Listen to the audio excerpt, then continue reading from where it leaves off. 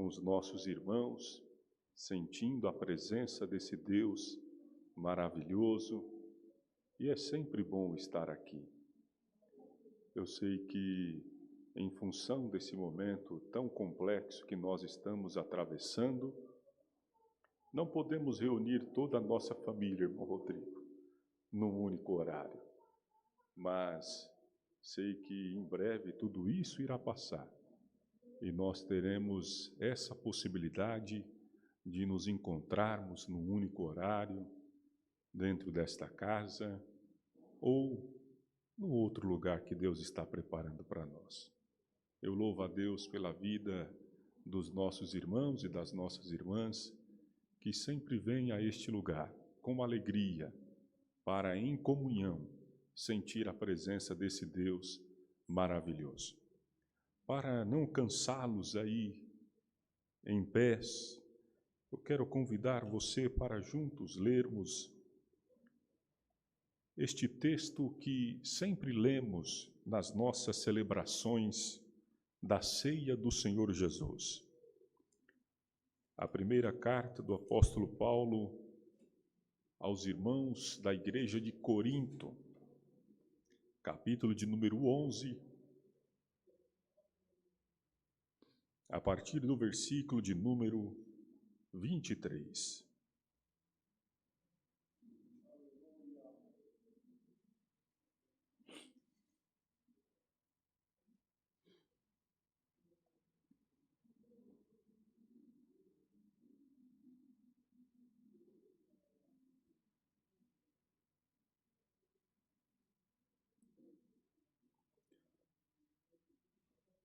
Primeira carta do apóstolo Paulo aos Coríntios, capítulo de número 11 e o versículo de número 23.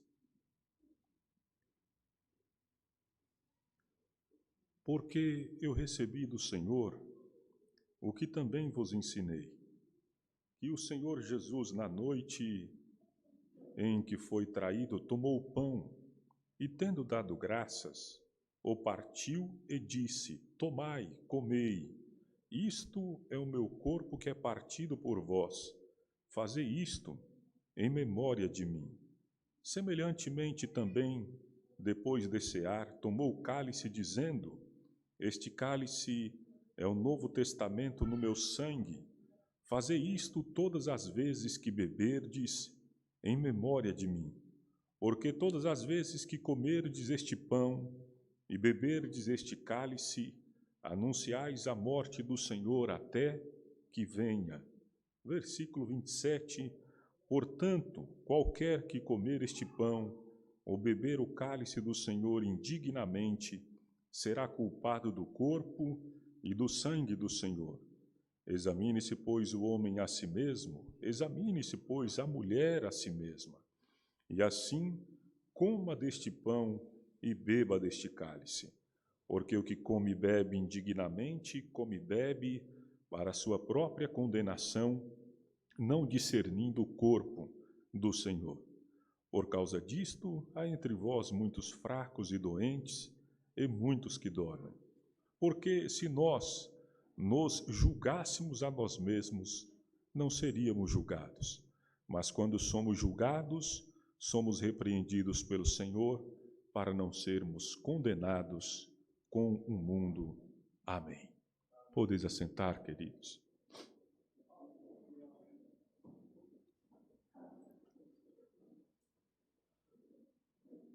Aleluias. Meus queridos irmãos e irmãs, nós estamos aos poucos retomando a nossa vida, embora ela nunca tenha parado, porque nós estamos vivendo, estamos vivos. Mas, em função de uma situação caótica como essa, uma pandemia, uma doença que atingiu algumas vidas e fez com que muitas delas ficassem presas dentro dos seus lares, sem ter contato com as outras pessoas, para a preservação da sua integridade. Embora tudo isso esteja passando, nós ainda sentimos os reflexos daquele primeiro momento tão complicado que nós vivenciamos. E nós estamos, em função disso, retomando as nossas rotinas, voltando às nossas atividades, e a casa que Deus preparou para nós servir, essa humilde casa, tem sido um lugar de acolhimento para nós estarmos aqui, ouvindo, sentindo e tendo momentos tão gostosos como esse de comunhão com os nossos irmãos e com as nossas irmãs. Nós entendemos sempre a necessidade de estarmos aqui neste lugar. Ontem eu tive um grande privilégio nesta casa de me reunir com alguns irmãos e irmãs que ministram a palavra de Deus neste lugar, que ensinam a palavra de Deus neste lugar. E eu perguntei a todos eles: vocês entendem a importância desta casa para as nossas vidas? Está no coração de vocês o desejo, a necessidade de estar num lugar como esse, para juntos sentirmos a presença de Deus? E eu pude ter um retorno positivo, dizendo que todos entendem a necessidade de estarmos aqui. Eu sei que alguns têm pregado já há algum tempo, e isso não vem de agora. Alguns têm pregado há algum tempo que não há mais a necessidade de nós estarmos num lugar como esse para servir a Deus. Isso não é necessário mais. Alguns têm dito isso, mas estão contrariando a palavra de Deus e um grande plano e projeto que Deus estabeleceu para a humanidade através do seu Filho amado, Jesus Cristo. Quem instituiu este momento foi o próprio Senhor Jesus. Eu disse aos irmãos assim que alguns, de forma errada, interpretam a história voltando lá para o primeiro século da era cristã, onde a igreja estava dando seus primeiros passos, dizendo que a igreja começou nos lares e por que não continua nos lares. Nós podemos, sem dúvida, utilizar os lares para nos reunir, para pregar a palavra de Deus, para sentirmos comunhão, mas também precisamos entender historicamente o que a igreja vivenciou naquele momento. Nós estamos falando de um contexto geográfico e urbano muito diferente. Hoje nós vivemos distantes uns dos outros. Todos nós temos as nossas necessidades cotidianas. Não nos encontramos por aí facilmente.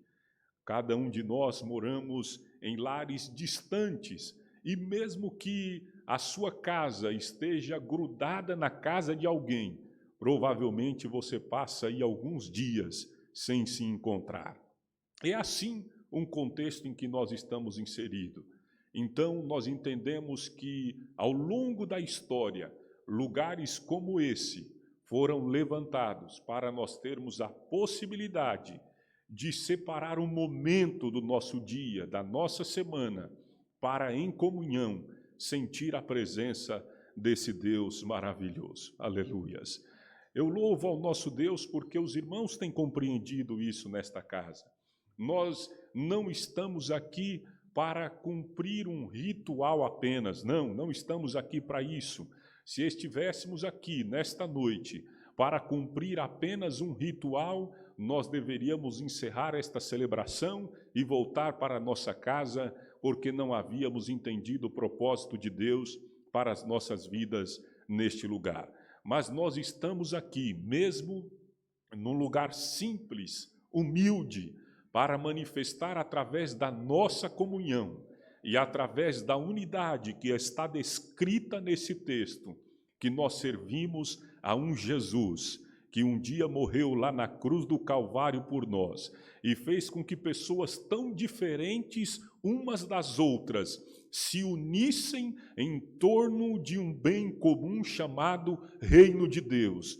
E estamos aqui para manifestar a todos aqueles que um dia entrarem por esta porta, que a unidade promovida pelo Espírito Santo de Deus neste lugar é poderosa a tal ponto de transformar a vida de qualquer ser humano. Aleluias! Isto é a igreja. E eu louvo a Deus porque os irmãos compreenderam isso nesse lugar. É necessário estar aqui. Eu disse ontem aos irmãos que, em função da proximidade que os nossos irmãos do primeiro século tinham, não tinha uma casa como essa para se reunir, iam de casa em casa, serviam de casa em casa, mas a igreja do Senhor Jesus Cristo cresceu, e nós louvamos a Deus porque a história passou, mais de 2000 anos de história deste grande projeto que Deus criou para a sua igreja, para o seu povo, para a humanidade. E esses 2000 anos de história se culminou num número grandiosíssimo de pessoas que louvam a esse Deus maravilhoso, sendo aqui neste humilde lugar ou em outros lugares, terá sempre alguém dizendo: Jesus cura, Jesus salva, Jesus liberta e Jesus leva para os céus. Aleluias! Nós estamos aqui, queridos, entendemos a importância de um lugar como esse. Se eu estivesse em casa, se você estivesse em casa, talvez não teríamos a oportunidade de ouvir tantos milagres, tantas bênçãos contadas neste lugar. Eu disse aos irmãos assim também: meus irmãos e irmãs, foi em um lugar como esse que muitos de vocês ouviram um dia alguém falando acerca desse Jesus maravilhoso. Foi numa casa como essa que um dia você ouviu falar das maravilhas do reino de Deus. Eu sei que ao longo da história, alguns também saíram da possibilidade de se reunir em casas, mas foram para um outro extremo muito perigoso, onde começaram a valorizar muito mais a estrutura física do que valorizar o ser humano. E aí nós vemos isso. Ao olhar na nossa cidade, ao olhar no nosso estado, no nosso país e fora dele também, construções magníficas foram criadas, levantadas para ostentar uma riqueza que não é compatível com o reino de Deus. Esse é o outro extremo. Nós não devemos valorizar a estrutura física, não devemos batalhar para construir uma estrutura suntuosa e riquíssima, onde lá dentro tem uma riqueza material e do lado de fora pessoas pobres, humildes e precisando de um prato de comida para se alimentar durante o dia. Não, esse é o outro extremo. Nós entendemos da necessidade de uma casa simples como essa, para nós termos a possibilidade de desenvolver as nossas ações como filhos e filhas de Deus, que manifesta de maneira simples e humilde as grandezas desse reino maravilhoso. Aleluias! É por isso que nós estamos aqui. Há a necessidade de estarmos aqui.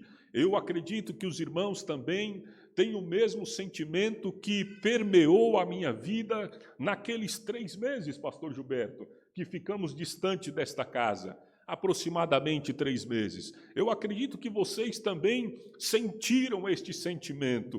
Que saudade dos meus irmãos. Eu acredito que vocês sentiram isso. Que saudade de se assentar naquela cadeira de plástico. Que saudade de cumprimentar os nossos irmãos. Que saudade de dar um abraço dos nossos irmãos. Ainda não podemos dar esse abraço, mas só em olhar o rosto dos irmãos, mesmo que de maneira parcial, só de olhar os olhos dos irmãos e saber que vocês estão bem, que Deus tem cuidado de vocês, que Deus tem guardado a vida de vocês, isso nos alegra muito. E eu quero perguntar se você compartilha comigo desta alegria, podendo dizer um amém nessa noite.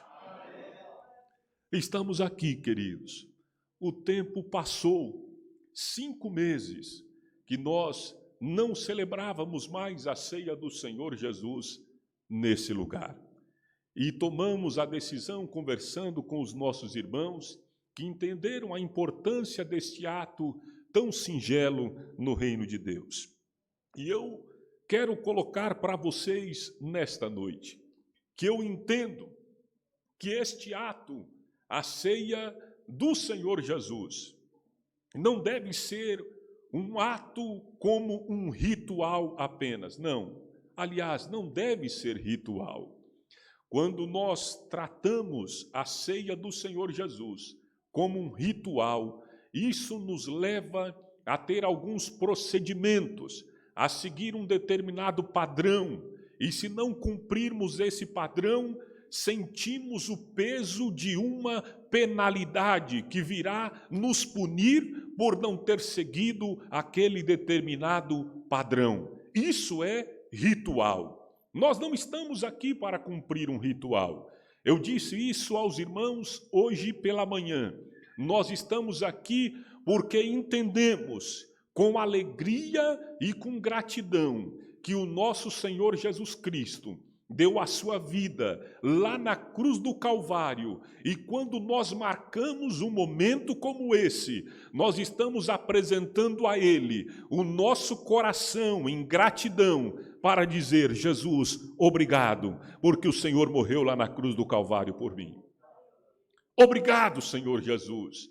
Nós marcamos esta celebração para dizer a Ele: se não fosse o Senhor para morrer no meu lugar, para pagar pelos meus pecados, o que é que eu faria para ter este tão grande privilégio? Ontem eu também disse aos irmãos acerca do privilégio de servir a Jesus. Eu disse a eles que nós vamos aprendendo ao longo da nossa história. E é assim que tem que ser. Nós devemos crescer, devemos aprender com as circunstâncias, devemos aprender com as experiências duras da vida para amadurecimento. Se nós não nos amadurecermos, nós nos tornamos ou continuamos como crianças. A criança vai crescendo, vai sofrendo com algumas experiências duras da vida, inclusive cair é uma delas, e vai aprendendo com essas experiências. E vai crescendo, e vai amadurecendo, e vai vivendo novas experiências, e vai criando novas perspectivas de vida, e é assim a vida do ser humano. Nós que caminhamos neste caminho tão lindo que o Senhor Jesus preparou para nós no seu reino, nós devemos amadurecer. O apóstolo Paulo, um dia escrevendo, disse assim: olha, chega um momento que você precisa deixar o leite e comer uma comida mais sólida. Quem vive apenas no leite não desenvolve o seu organismo. O que o apóstolo Paulo estava dizendo para nós: olha, quem fica só no leitinho, naquilo que é básico, e não tem novas experiências com Deus, se torna raquítico espiritualmente. Nós precisamos ter experiências com Deus, e essas experiências vai desenvolvendo a nossa estrutura. E aí eu estava dizendo aos irmãos, nós vamos aprendendo com as experiências da vida. Como nós estávamos aqui falando com trabalhadores e trabalhadoras do reino de Deus, eu disse assim: irmãos e irmãs, eu aprendi que no reino de Deus não há serviço voluntário. Eu disse isso aos irmãos, eu aprendi isso. Há um tempo atrás, quando alguém me perguntava acerca de qualquer serviço que nós deveríamos fazer no reino de Deus, eu falava assim: olha, tem que ser de forma voluntária. Mas quando nós vamos ler a palavra de Deus, nós vamos entender o seguinte: não. Eu e você seremos eternos devedores. Olha o que Jesus Cristo fez na sua vida. Olha o que Ele fez na minha vida. O maior benefício, a maior dádiva foi quando Ele abriu seus braços lá na cruz do Calvário dizendo: Pai, perdoa eles, Pai, eles não sabem o que fazem. Pai, eu estou aqui para dar a minha vida por eles, Pai. Eu entrego a Ti o meu espírito, estou dando a minha vida por eles, Pai. Esse é o maior presente, a maior dádiva que nós temos. Era eu que deveria estar naquele lugar, era você que deveria estar naquele lugar. Mas Ele assumiu a nossa culpa. Não era a culpa dele, era a minha, era a sua. Não era o pecado dele, eram os meus pecados e os seus pecados. Não eram as suas mazelas, eram as minhas e as suas. E ele entregou a vida dele na cruz do Calvário, por mim e por você. Por quê? Porque um dia o ser humano pecou e se distanciou de Deus. E nós vamos encontrar um texto dizendo: todos pecaram e destituídos, separados, não têm direito mais à glória de Deus. E Jesus vem e diz assim: eu vou entregar minha vida por eles. Queridos, isso já é motivo suficiente para você entender que você é um eterno endividado. Eu sou um eterno endividado. E por reconhecer isso, eu não terei mais que dizer que aquilo que eu faço, faço por voluntariedade. Não, se eu sou devedor.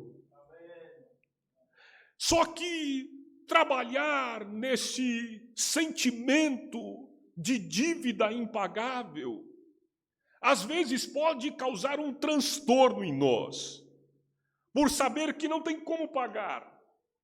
E talvez você fique desiludido por isso, e triste, chateado.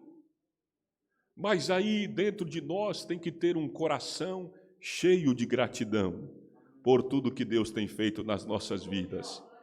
E é isso que nos move a fazer aquilo que Ele tem colocado nas nossas mãos para fazer. E eu quero dizer para cada um dos irmãos e para cada uma das irmãs que estão aqui nesta noite: Deus conta contigo no seu reino. Quem pode dizer: eis-me aqui? Você pode levantar a sua mão e dizer: eis-me aqui, Senhor. Eis-me aqui, Senhor. Eu entendo as minhas dívidas, eu entendo que eu não posso pagar, mas, Senhor, tudo que o Senhor tem feito por mim, eu quero colocar diante do Senhor o meu coração cheio de gratidão para trabalhar no teu reino. E o que é trabalhar no reino de Deus? Trabalhar no reino de Deus não se reside somente a essas quatro paredes, mas trabalhar nessas quatro paredes também faz parte do trabalho no reino de Deus. Quando você participa da organização das cadeiras, você está trabalhando no reino de Deus. Quando você ajuda na limpeza desta casa, você está trabalhando no reino de Deus. Quando você trabalha no som, você está trabalhando no reino de Deus. Abriu as portas desta casa e fechou, você está trabalhando no reino de Deus. Quando você cumprimenta um irmão ou uma irmã, olha nos olhos dele e pergunta: está tudo bem, meu irmão? Como foi a sua semana? Como você passou? Como está a sua família? Você está trabalhando no reino de Deus. Quando você pega o seu instrumento para louvar ao Senhor, você está trabalhando no reino de Deus.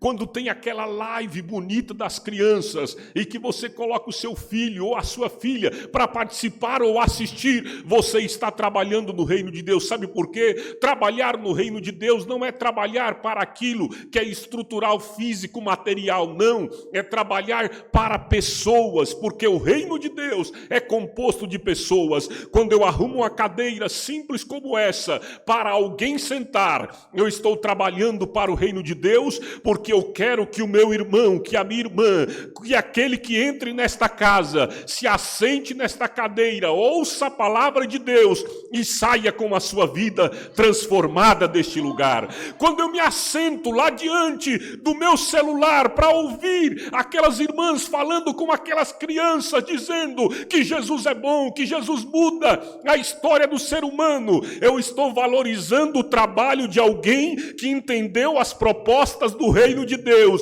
e estou ali orando para que o reino de Deus continue crescendo, avançando. Eu estou trabalhando também no reino de Deus. Muitos dizem, e vocês já me ouviram falando aqui nesta casa, muitos dizem assim: eu não sei fazer nada. Todos sabem fazer alguma coisa. E aí já vem aqueles hinos lá, pastor Gilberto, Alceu Pires. Nosso irmão Alceu Pires, aqueles hinos da antiga, dizendo assim: não me conformo, Pois Deus não chama quem vive desocupado. Alguém dizer que na igreja está parado, isso é desculpa acreditar, eu me recuso. Outro diz: onde congrego sou simples membro de banco. Não me censure, meu irmão, por eu ser franco. Membro de banco é prego e parafuso. Tem alguém aqui que é membro de banco? Não levanta a mão, pelo amor de Deus. Você não é membro de banco. Você é alguém muito especial que Deus escolheu para ser um trabalhador e uma trabalhadora na sua seara. Aleluias. Que privilégio, queridos. Se eu falei que não devemos trabalhar por voluntariedade, mas que eu entendo a dívida que eu não pago, entendo que tenho gratidão. Deixa eu colocar um terceiro fundamento que eu não apresentei ontem. Privilégio. É um privilégio. É um privilégio nós estarmos aqui. É um privilégio você louvar a Deus. É um privilégio você ter comunhão com o seu irmão, com a sua irmã. É um privilégio você abrir a porta desta casa. É um privilégio passar a vassoura nesse piso, limpar este chão. É um privilégio colocar um papel ali para os irmãos enxugarem as mãos. É um privilégio entrar lá na live dos jovens e falar assim: eu estou aqui para louvar a Deus juntamente com vocês. É um privilégio. Queridos, tem privilégio maior do que esse, de você dizer: eu sou um representante daquele que um dia entregou a sua vida lá na cruz do Calvário, porque lá no ano de 2020, no mês de setembro, ele estaria olhando para mim, reunido com os meus irmãos, dizendo: eu te louvo, eu te agradeço, eu te engrandeço por tudo que o Senhor é. Aleluias. Privilégio, privilégio, queridos, é privilégio isso. Quantos queriam estar aqui, mas não podem?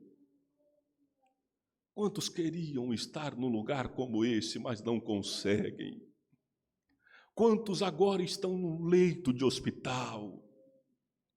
Quantos agora estão numa cama, doentes em casa, impossibilitados de vir a um lugar simples como esse para servir a Deus e para louvá-lo? Quantos estão presos atrás de uma grade? Quantos estão em países onde é proibido dizer que Jesus é o seu Senhor? Quantos estão querendo o que eu e você temos de graça e com liberdade, mas não tem? Aleluias. Obrigado, Senhor. Eu te agradeço pelo privilégio, Senhor, de te servir e de trabalhar no teu reino. Um dos privilégios que nós temos, queridos, é esse: de um dia nos assentarmos em volta de uma mesa simples como essa, para celebrar o sacrifício de Jesus Cristo lá na cruz do Calvário por nós. E o apóstolo Paulo, seguindo a orientação do Senhor Jesus Cristo, escreveu à igreja de Corinto dizendo assim: meus irmãos, o que eu recebi do Senhor, eu estou ensinando vocês também.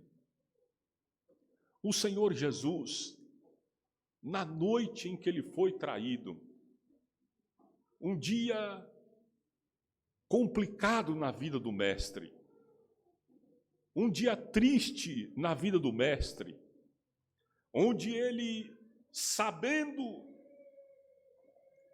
dos momentos angustiantes que ele iria passar, ele reúne os seus discípulos para celebrar a Páscoa. E naquele dia, ele tem assentado ao seu lado alguém que andou tanto tempo com ele, mas que não havia compreendido o real sentido do seu ministério. Alguém que o venderia por algumas poucas moedas. Mas Jesus estava lá, celebrando a Páscoa com ele.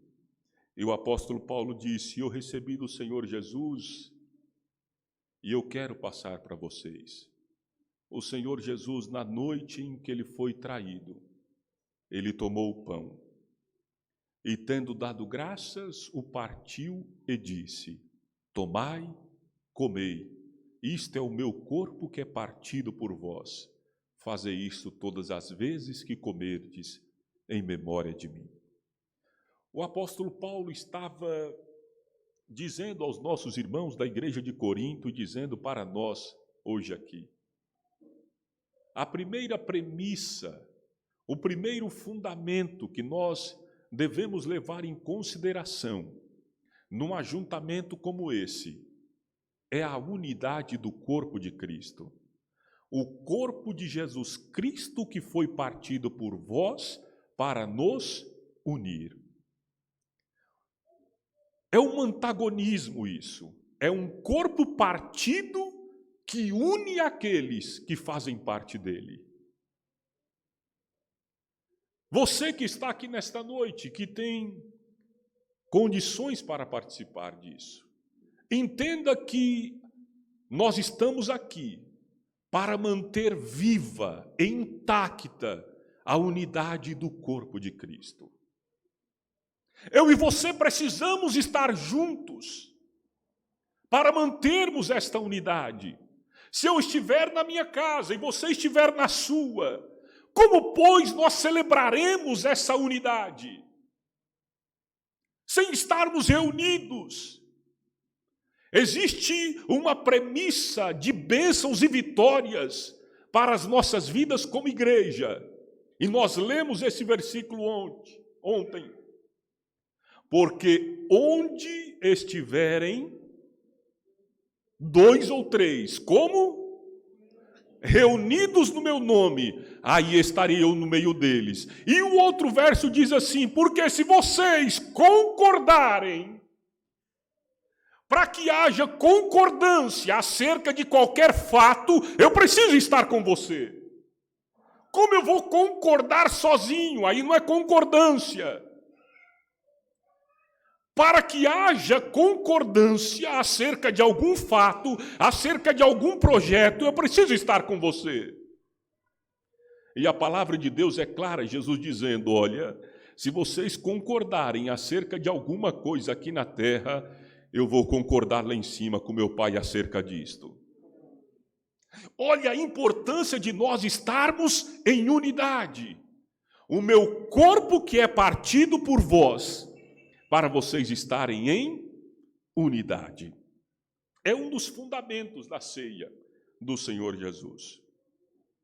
O apóstolo Paulo fala também que o Senhor Jesus, depois de dividir o pão com os seus discípulos, ele tomou o cálice dizendo: este cálice é o Novo Testamento no meu sangue.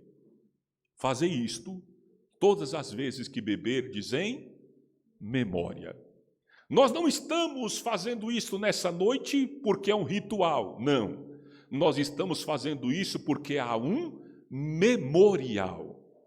Estamos aqui para não esquecermos que a razão de estarmos aqui, de sermos abençoados, a razão de termos uma nova perspectiva de vida, a razão de ter uma mentalidade diferente, a razão de termos uma promessa de vida eterna, não é outra senão o sacrifício de Jesus na cruz do Calvário por nós. Estamos aqui como um memorial para não esquecermos jamais daquilo que Deus tem feito na minha e na sua vida. Por isso que esse ato, queridos, não é um ritual. Esse ato é um memorial. Não podemos esquecer. Estamos aqui porque Jesus Cristo morreu na cruz do Calvário por nós. Este cálice é o Novo Testamento do meu sangue. Esse Novo Testamento no meu sangue Jesus Cristo está dizendo para nós: havia uma aliança que foi estabelecida por Moisés lá no Monte Sinai, dada por Deus ao povo de Israel. Esta velha aliança, esse Antigo Testamento, teve a sua finalidade e ela atingiu por completo quando apontou Jesus Cristo. Pronto, encerrou ali.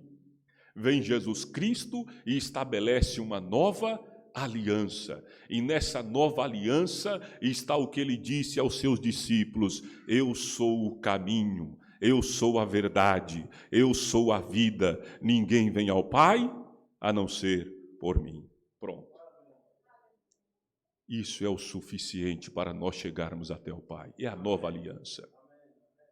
Na antiga aliança, eu deveria ir até o sumo sacerdote, levar o meu sacrifício, para ele ultrapassar uma cortina, para entrar no Santo dos Santos, oferecer aquele sacrifício a Deus, para eu ter a minha oração, a minha petição respondida.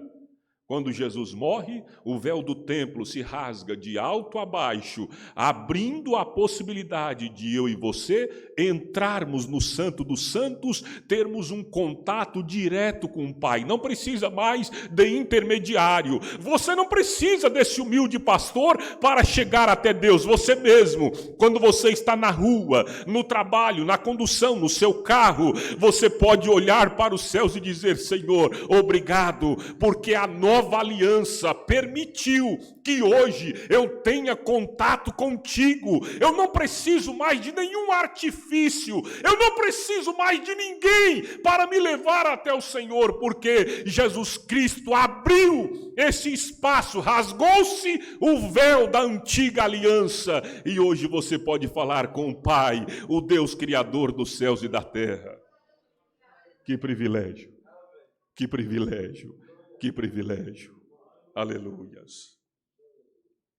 O apóstolo Paulo continua dizendo aos nossos irmãos: irmãos, todas as vezes que vocês comeres este pão ou beberes este cálice, anunciais a morte do Senhor até que Ele venha. Nós estamos aqui, queridos, porque temos que sair daqui com uma mensagem. Você participar de um ato como esse e sair da mesma forma que entrou, tem alguma coisa errada. Você tem que sair daqui com uma mensagem. Qual é a mensagem? Eu vou anunciar Jesus Cristo, vou anunciar a sua morte, porque Ele virá. Você já entendeu isso? Você tem feito isso lá no seu trabalho? Você tem feito isso lá na condução? Você tem feito isso com os seus parentes? Você tem feito isso com a sua vizinhança? Você tem feito isso com as pessoas que você encontra com elas pelo seu caminho?